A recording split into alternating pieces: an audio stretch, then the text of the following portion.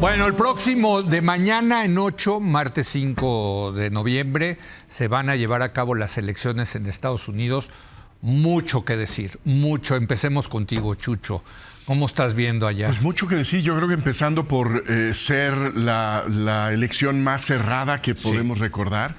Pero no solamente eso, que nuevamente si hubiera cauces institucionales sería un asunto que solamente nos tendría desvelados la madrugada del miércoles. Sí. Pero el drama es que hay una deslealtad democrática también muy claramente anunciada. Nadie puede de parte de Trump, ¿no? imaginar que el candidato republicano pudiera tomar el teléfono el miércoles para decirle, candidato, vicepresidenta, muchas felicidades por su victoria, le ofrezco mi apoyo. Lo que tenemos es un régimen democrático en donde vemos que está partido a la mitad y en donde hay una mitad que enfáticamente dice que solamente acepta el resultado que da a los suyos como victoriosos. Me parece que estamos viviendo tiempos verdaderamente dramáticos y que dentro de una semana pues estaremos viendo qué sucede con pues, la democracia que durante mucho tiempo fue ejemplar y que hace pues, tiempo ya ha dejado de ser una referencia de buen orden en términos de sus reglas y sus prácticas, ¿no? No, bueno, y un evento de Trump este fin de semana en donde un comediante le llaman los puertorriqueños, bueno, a Puerto Rico basura, una isla llena de basura, ¿no? Vaya, a ver, creo que sí se están cruzando líneas rojas en Estados Unidos, ¿o no, Javier? Voy a hablar de la Suprema Corte de Estados Unidos. Speeches. El problema que tienen es que, al revés que aquí, allá la Suprema Corte es vista como totalmente del lado de Trump, y si gana Trump, lo van a dejar hacer lo que sea. Lo que sea, allá el Poder Judicial, el árbitro que debería de tener la última palabra. Si gana Trump, Trump va a poder hacer lo que sea porque es su corte.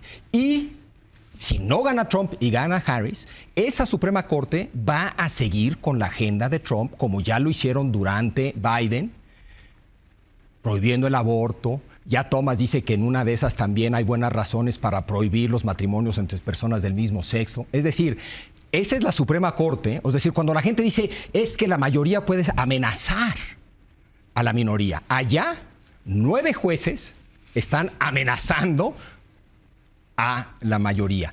Y el problema que tienen constitucional, que bien puede llevar a una muy seria crisis constitucional, es esa, que ese árbitro también ya ha dejado de ser un árbitro legítimo, aceptado por las partes. Se ha convertido en predecible, como ha dicho Ana Laura aquí, ¿no? El árbitro ahí es súper predecible porque sí, son los es conservadores. 5-4. 6-3 más bien. Yo creo que además de la Suprema Corte, Estados Unidos tiene buenas fiscalías, tiene el Departamento de Justicia, tiene tribunales estatales, tiene lugares donde tú puedes acotar el ejercicio del poder. No, o sea, la Suprema Corte desempeña un rol fundamental para legitimar esa elección. Y los estados, ¿no? Pero yo creo que lo más importante que está pasando en Estados Unidos es que se está rompiendo, como decía Blanca, el acuerdo democrático.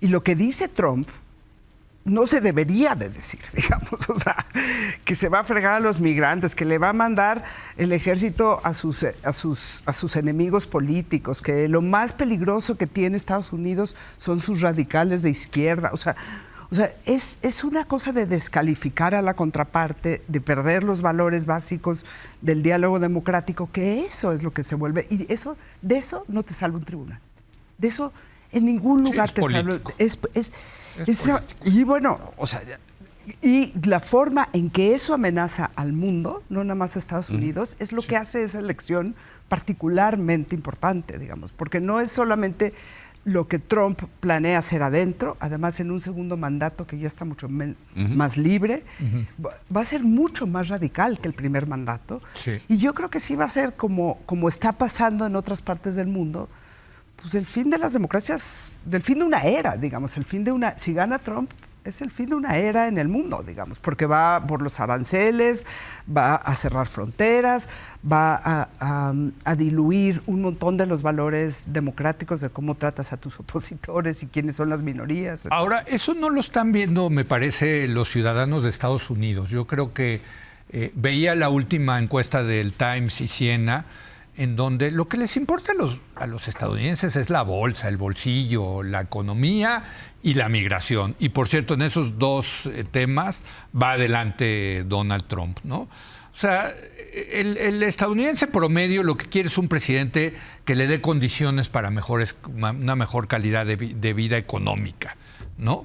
Esto suena más a mesa de es la hora de opinar, el tema de la democracia y el peligro de la democracia, que lo que está enfrentando el elector, me parece, ¿no? Efectivamente, el discurso de Biden, de la campaña de Biden, que estaba muy centrada en la defensa de la democracia y pintaba, digamos, a Trump como ustedes eligen a Trump y están básicamente pues renunciando a la democracia, enterrando a la democracia.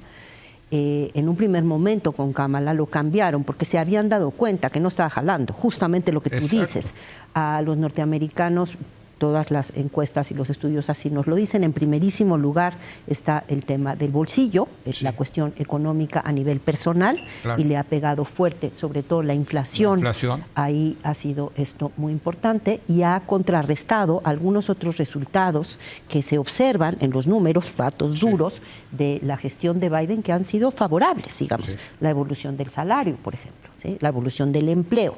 Pero todo ha sido matado por la cuestión de la inflación y por algunos otros elementos que en lo que yo alcanzo a leer y he alcanzado a, digamos, es difícil también entender porque hay esa distancia tan grande entre la realidad objetiva y cómo lo están percibiendo los norteamericanos, que nos hablan de que hay algo más allá de lo material que está coloreando la forma en la que muchísimos norteamericanos, pues prácticamente la mitad, ven el país, pero también ven su bolsillo, que aunque no corresponda cabalmente con la realidad objetiva. Ahora, me parece que tiene toda la razón Ana Laura en señalar que aquí estamos frente al rompimiento de el lenguaje, los valores que son el pacto fundacional de los Estados Unidos, que ha sido, con todos sus problemas, pues una democracia en muchos sentidos efectivamente ejemplar. Y que lo ha sido, por ejemplo, en México durante pues mucho tiempo, el punto de referencia de pensamos en democracia y imaginamos Estados Unidos. No la primera que pensamos es la inglesa o la suiza o la danesa, la que pensamos más naturalmente incluso nuestra arquitectura constitucional, pues no sé si tiene sentido o no, pero el punto... No, porque nuestra constitución la copiamos de Estados Unidos. Pues sí, eso ya no sé si estuvo tan buena idea desde el principio, porque se volvió... Ya tiene tantas enmiendas. Las constituciones federales, vaya. Yo sé. 200 años. Hace 200 años la plantilla básica era efectivamente era la norteamericana. Bueno, también con la parte cara. Y ahora está en crisis. A mí me parece, por último, decir una cosa que tampoco deja de sorprenderme, cómo es posible que realmente Trump sea de teflón. No importa, como él mismo ha dicho, como dijo la vez pasada, ¿no? Que si él mataba a alguien en la Quinta Avenida, que eso no afectaría la intención de voto. Yo creo que hizo algo todavía que quizás sea peor que matar, bueno, no sé si peor, pero hizo algo tremendo que fue el 6 de enero. Bueno, y aún con eso... Lo del tema del 6 de enero del 21... Aún con eso. Es un sabotaje. Aún con eso y con todo, y ya como habiendo perdido en parte la razón, el habla, etcétera, de todas maneras sigue teniendo a la mitad del electorado con él. Y en cambio Kamala, que parecía al principio como que había remontado, ha caído, se le ve como tibia, como veleta, Déjame ir a una pausa, sé que quieren entrar los demás. Regresamos en un momento más.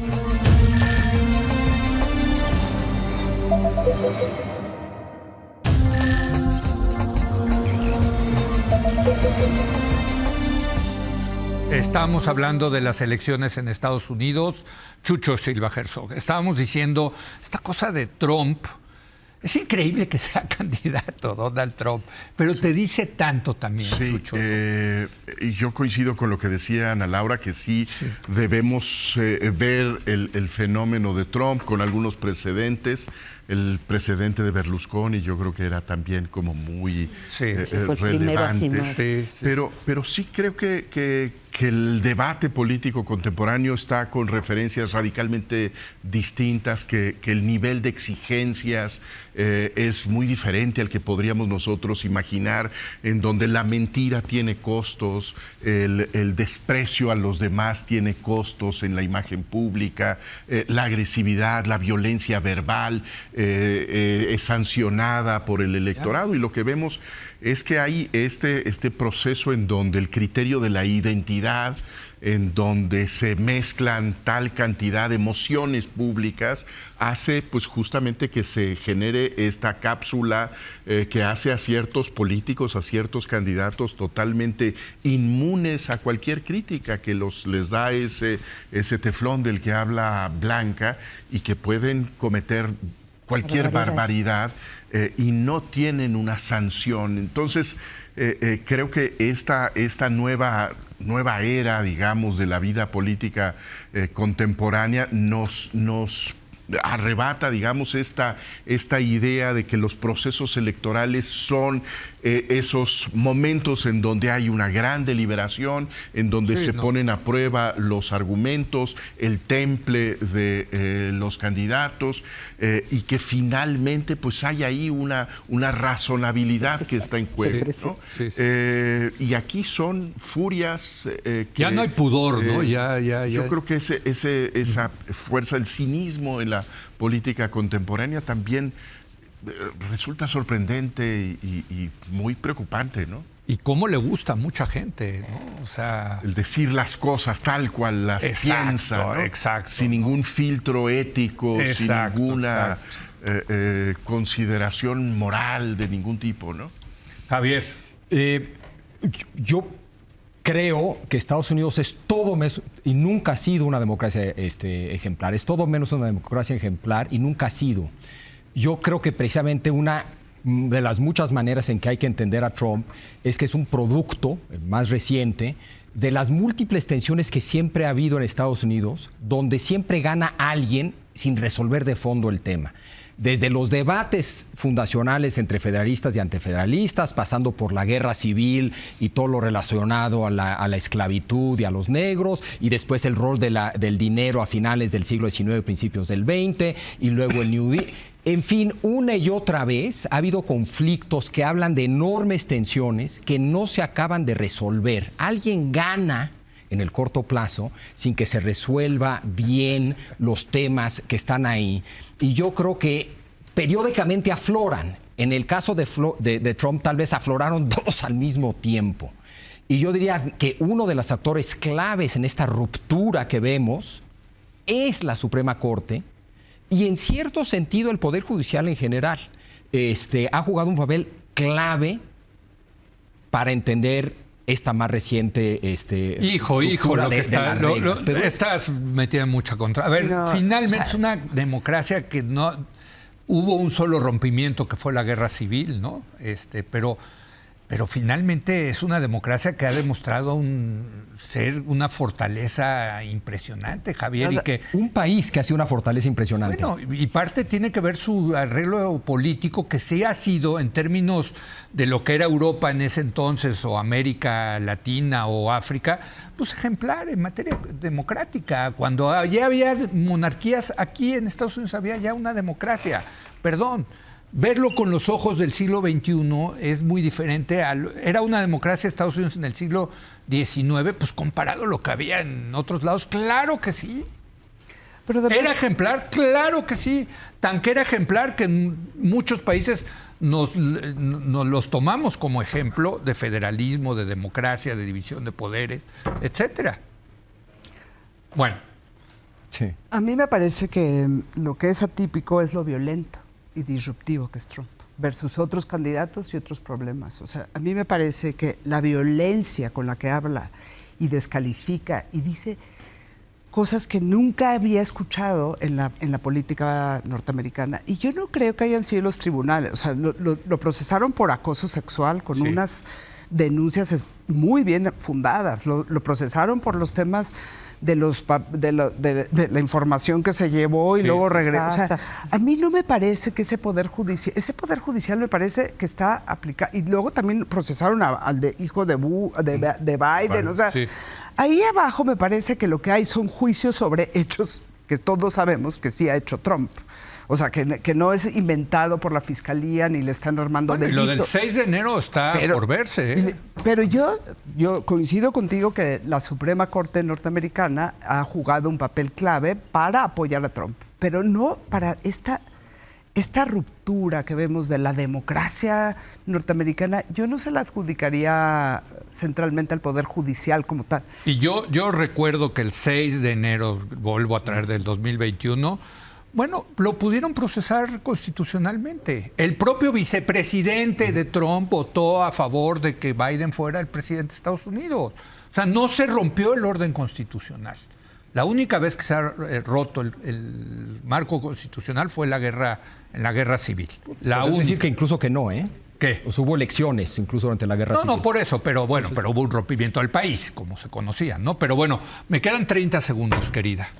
Sí, creo que, se ha discutido muchas veces aquí y en muchas otras mesas, pero claramente estamos frente a un fenómeno que va mucho más allá de Estados Unidos. Totalmente. Con todo y que el impacto de lo que ocurra en una semana en Estados Unidos será mucho más grande que en cualquier otro país del mundo, dado el lugar preeminente de la economía norteamericana, en el terreno geoestratégico también, y todos los, digamos, oleadas de caos que puede generar a nivel internacional.